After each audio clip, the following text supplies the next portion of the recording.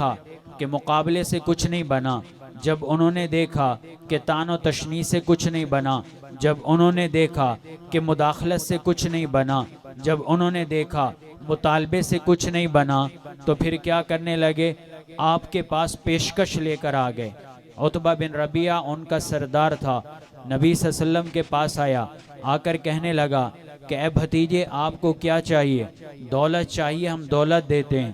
اگر آپ کو بادشاہت چاہیے ہم آپ کو بادشاہ بناتے ہیں۔ اگر آپ نے شادی کرنی ہے ہم مکہ کی حسین ترین لڑکی سے آپ کی شادی کراتے ہیں، لیکن آپ اپنے اس قرآنی پیغام کو روک دیں۔ جب اس نے یہ بات کی، اور وہ بات میں بڑا ماہر تھا، مذاکرات میں وہ اتنا ماہر ہوتا تھا کہ اگلے کو کور کر لیتا، اس کی زبان میں تاثیر ایسی تھی کہ اگلے کو قابو کر لیتا۔ لیکن یہاں تو محمد الرسول اللہ صلی اللہ علیہ وسلم تھے، سامنے قرآن تھا۔ تو عتبہ بن ربیعہ نے جب بات کر لی، نبی صلی اللہ علیہ وسلم نے فرمایا اے چچا تو نے بات کر لی؟ اس نے کہا جی ہاں میں نے بات کر لی۔ نبی صلی اللہ علیہ وسلم نے فرمایا کہ دیکھو میں اللہ کا پیغمبر ہوں، اللہ کا پیغام لے کر آیا ہوں، مجھے کچھ نہیں چاہیے۔ پھر سورہ حامیم سجدہ کی آیات پڑھی، حامیم تنزیل من الرحمن الرحیم کتاب فصلت آیاتہ قرآنا عربیہ۔ نبی صلی اللہ علیہ وسلم پڑھتے گئے، جب اس آیت پر پہنچے فَقُلْ أَنذَرْتُكُمْ صَاعِقَةَ مِثْلَ صَاعِقَةِ عَادٍ وَثَمُودَ، کہ لوگوں میں تمہیں اس عذاب سے ڈراتا ہوں جو قوم ثمود قوم عاد پر آیا تھا۔ تو یہ عتبہ بن ربیعہ ٹیک لگائے بیٹھا تھا، ڈر کے مارے سیدھا ہو گیا۔ نبی صلی اللہ علیہ وسلم کے منہ مبارک پہ اس نے ہاتھ رکھ دیا، کہنے لگا بس کر دیجئے بھتیجے، بس کر دیجئے۔ ڈر گیا۔ جب عتبہ بن ربیعہ واپس آیا تو وہ نہیں تھا، قرآن کا اثر ہو چکا تھا، اس لیے ابو جہل کہنے لگا کہ عتبہ پہ بھی محمد صلی اللہ علیہ وسلم نے جادو کر دیا ہے۔ اسی طرح جب اس سے کام نہ بنا تو چھٹا دائرہ کون سا تھا؟ کہ صحابہ کو اور نبی صلی اللہ علیہ وسلم کو اذیتوں میں مبتلا کرو، تکلیفوں میں مبتلا کرو۔ نبی صلی اللہ علیہ وسلم جب حرم میں نماز پڑھنے آتے، ایک دن آپ نماز پڑھ رہے تھے تو عقبہ بن ابی معیط ظالم آیا اور اس نے چادر آپ کے گلے میں ڈالی اور چادر کو کھینچا، آپ کا سانس گھٹنے لگا۔ کسی نے یار غار ابو بکر صدیق رضی اللہ عنہ کو جا کے بتلا دیا کہ تمہارے دوست کے ساتھ تو ایسا ہو رہا ہے۔ دوڑے دوڑے آئے اور اس کو مکہ رسید کیا اور کہنے لگے اتقتلون رجلا ان یقول ربی اللہ، کیا تم اس آدمی کو اس لیے مارنا چاہتے ہو؟ اس کا قصور صرف یہ ہے، یہ کہتا ہے کہ میرا رب اللہ ہے۔ نبی صلی اللہ علیہ وسلم نماز پڑھنے آئے، ابو جہل باقی سردار بیٹھے ہوئے ہیں، تو ابو جہل نے کہا کہ کون ہے فلاں جگہ، آج اونٹ ذبح ہوا ہے، اونٹ کی اوجری لا کر اس کے اوپر رکھ دے۔ تو عقبہ بن ابی معیط ظالم گیا اور اونٹ کی اوجری لایا۔ نبی صلی اللہ علیہ وسلم جو ہی سجدے میں گئے تو آپ کی گردن پہ رکھ دی، کتنی وزنی، آپ اٹھ نہیں پا رہے تھے۔ آپ کی چھوٹی بیٹی حضرت فاطمہ رضی اللہ عنہ دوڑی آئیں، اپنے باپ کی مدد کی، بڑی مشکل سے اوجری آپ کی گردن سے ہٹی۔ یہ اذیت نبی صلی اللہ علیہ وسلم کو دی گئیں، صحابہ کرام کو اذیتیں دی گئیں، تپتی ریتوں پر لٹایا گیا، انگاروں پر لٹایا گیا، رات کو سونے نہیں دیا جاتا تھا۔ ایک صحابی کہتے ہیں مسجد نبوی میں بیٹھے تھے، جس طرح آج کل بھی بزرگ اکٹھے ہو جائیں نا جو ہندوستان سے ہجرت کر کے آئے، کہتے ہیں جی فلاں واقعات شروع کر دیں، تو وہ پچھلے زمانے کی باتیں شروع کر دیتے ہیں۔ تو صحابہ مسجد میں بیٹھے ہوئے مسجد نبوی میں، کہنے لگے آؤ مکی زندگی کو یاد کریں، مکی زندگی میں کیا کیا گزرا تھا ہم پر۔ تو ایک صحابی کہنے لگے کہ میں اس وقت مسلمان نہیں ہوا تھا، میں اپنی آنکھوں سے دیکھ رہا تھا کہ نبی صلی اللہ علیہ وسلم ایک ایک کے پاس جا کر قرآن کا پیغام پیش کرتے، لیکن کوئی معاذ اللہ آپ کے منہ پہ مٹی پھینک دیتا، کوئی آپ کے اوپر تھوک دیتا، یہاں تک کہ آپ کا چہرہ مبارک مٹی سے اٹ گیا۔ آپ کی بڑی بیٹی زینب آئیں پانی لے کر، نبی صلی اللہ علیہ وسلم نے پانی سے چہرہ دھویا۔ تو یہ مزاحمت کا دائرہ تھا۔ کون سا دائرہ تھا؟ کہ اذیتوں میں مبتلا کر دیں۔ جب اس سے بھی کام نہ بنا تو پھر سوشل بائیکاٹ کیا گیا، آپ کو شعب ابی طالب میں آپ کو محصور کر دیا گیا۔ سوشل بائیکاٹ کہ کوئی بنو ہاشم سے تعلق قائم نہیں رکھے گا، کوئی چیز بیچی نہیں جائے گی، ان کو کوئی کھانے کی چیز نہیں پہنچائی جائے گی، تو سوشل بائیکاٹ ہوا۔ لیکن اس سے بھی کام نہ بنا اور قرآن انقلاب اپنے پورے آب و تاب کے ساتھ تکمیل تک پہنچا۔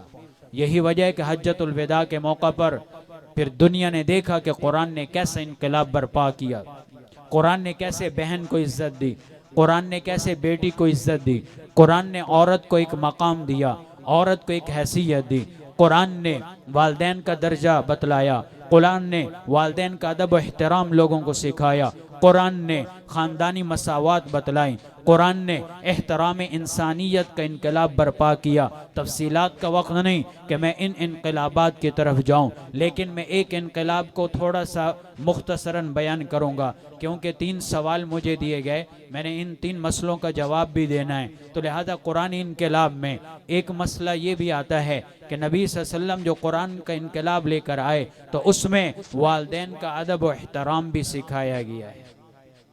اس لیے ایک حدیث میں آتا ہے، نبی صلی اللہ علیہ وسلم نے ارشاد فرمایا کہ رضا الرب فی رضا الوالد وسخط الرب فی سخط الوالد، فرمایا رب کی رضا والد کی رضا میں ہے، رب کی ناراضگی والد کی ناراضگی میں۔ سورہ بنی اسرائیل میں اللہ تعالیٰ فرماتا ہے وَقَضَى رَبُّكَ أَلَّا تَعْبُدُوا إِلَّا إِيَّاهُ وَبِالْوَالِدَيْنِ إِحْسَانًا، قرآن میں 4 جگہ اللہ نے جہاں اپنی عبادت کا ذکر کیا وہاں والدین کی اطاعت کا ذکر کیا، اور 3 جگہ الگ سے والدین کی اطاعت کا قرآن نے ذکر کیا ہے۔ آج افسوس ہوتا ہے کہ والدین جب دینی تربیت نہ ہو اولاد کی، پھر والدین کو پریشانی اٹھانا پڑتی ہے، کیونکہ اولاد کی تربیت نہیں کی تو پھر وہ والدین کو ڈانٹتے بھی ہیں، والدین کو مارتے بھی ہیں۔ سوال آیا کہ بچہ والدین کو مارے تو ظاہر ہے کیسا ظالم ہوگا جو والدین پہ ہاتھ اٹھائے۔ حالانکہ ایک صحابی آئے نبی صلی اللہ علیہ وسلم کے پاس، کہنے لگے یا رسول اللہ صلی اللہ علیہ وسلم، اگر والدین اولاد پر ظلم کریں تو تب بھی اولاد پر والدین کی اطاعت اور ان کی خدمت کرنا ضروری ہے؟ تو نبی صلی اللہ علیہ وسلم نے کیا جواب دیا؟ ذرا توجہ چاہتا ہوں، فرمایا وَإِن ظَلَمَا، ایک دفعہ نہیں، وَإِن ظَلَمَا وَإِن ظَلَمَا 3 دفعہ فرمایا کہ اگر والدین ظلم کریں تب بھی والدین کی خدمت کرنی۔ آج پریشانی اس وقت ہوتی ہے جب اولاد کی دینی تربیت کی ہم فکر نہیں کرتے۔ قرآن میں ایک دعا سکھائی گئی ہے، ربنا ہب لنا من ازواجنا وذریاتنا قرۃ اعین وجعلنا للمتقین اماما۔ ویسے بتلا دوں یہ دعا رشتے کے لیے بھی بڑی بہترین ہے، اگر کسی بچے یا بچی کا رشتہ نہیں ہوتا یہ دعا کثرت سے پڑھی جائے۔ اب اس کا ترجمہ سنیے گا، اے اللہ ہمیں عطا کیجئے ہماری بیویوں سے، ہماری اولاد سے کیا چیز؟ آنکھوں کی ٹھنڈک۔ اس پر میرے استاد محترم حضرت مولانا یوسف خان صاحب دامت برکاتہم العالیہ بڑی پیاری مثال دیتے ہیں، کہتے ہیں کہ اولاد یہ آنکھوں کی ٹھنڈک کب بنے گی، بیوی آنکھوں کی ٹھنڈک کب بنے گی؟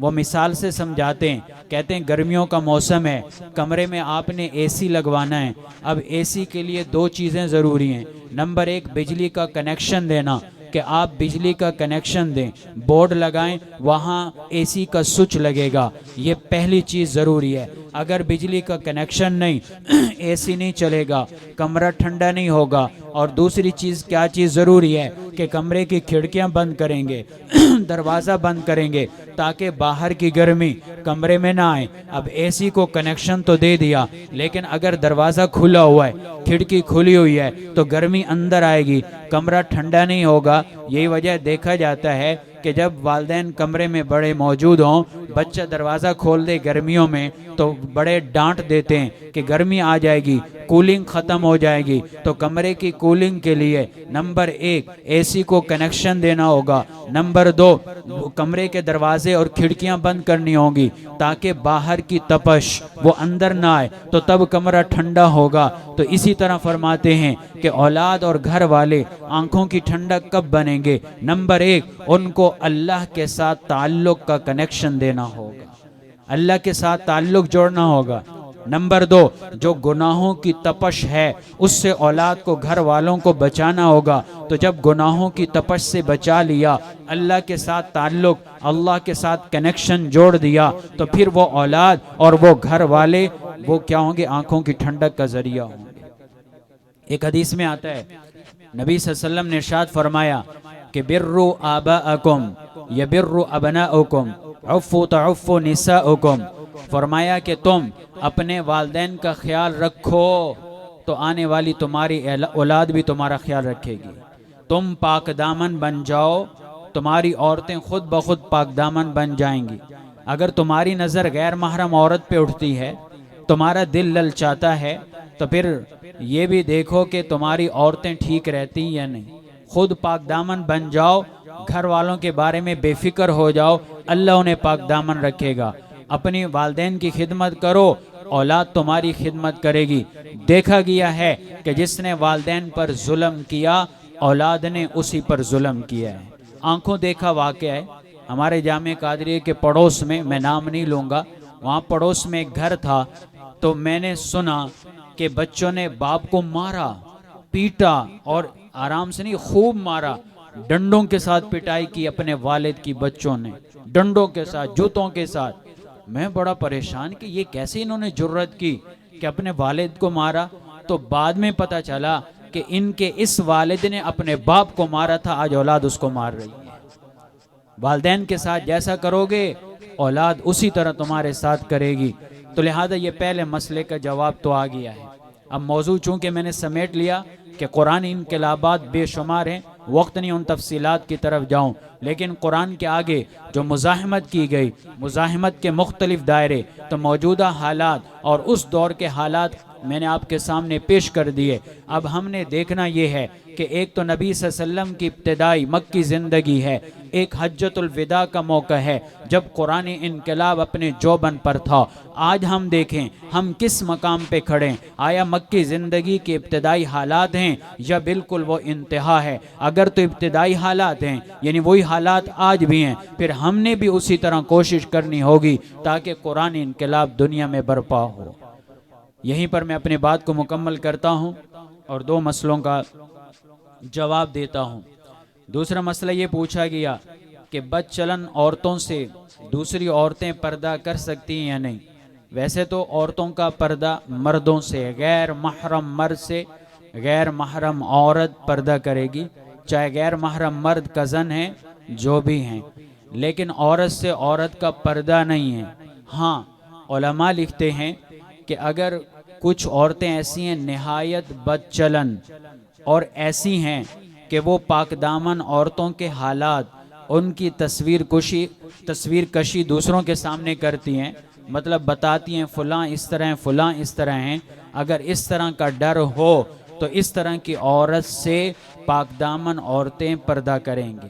اور یہ اس احتیاط کی وجہ سے نبی صلی اللہ علیہ وسلم کے گھر میں ایک آیا کرتا تھا، اس کا پتہ نہیں تھا کہ وہ لڑکی ہے یا کیا ہے، یعنی ہجڑ نما تھا، تو نبی صلی اللہ علیہ وسلم نے پہلے اجازت دی، اس وجہ سے کہ اس کو پتہ نہیں چلتا بھئی عورت کیا چیز ہوتی ہے۔ لیکن ایک دن نبی صلی اللہ علیہ وسلم نے سن لیا، وہ عورتوں کے بارے میں عجیب عجیب باتیں کر رہا تھا یا کر رہی تھی، جو بھی تھا، تو نبی صلی اللہ علیہ وسلم نے ازواج مطہرات کو فوراً حکم دیا کہ اس سے تم نے پردہ کرنا ہے، آئندہ اس کے سامنے نہیں آنا۔ تو بہرحال مسئلہ یہی ہے کہ اگر مسئلہ خراب ہو یا حالات باہر جانے کا خطرہ ہو پھر تو پردہ کریں گے۔ تیسرا مسئلہ کہ جادو لینے اور دینے والا اس کے بخشش کا حکم، تو جادو سیکھنا حرام، جادو کروانا حرام ہے۔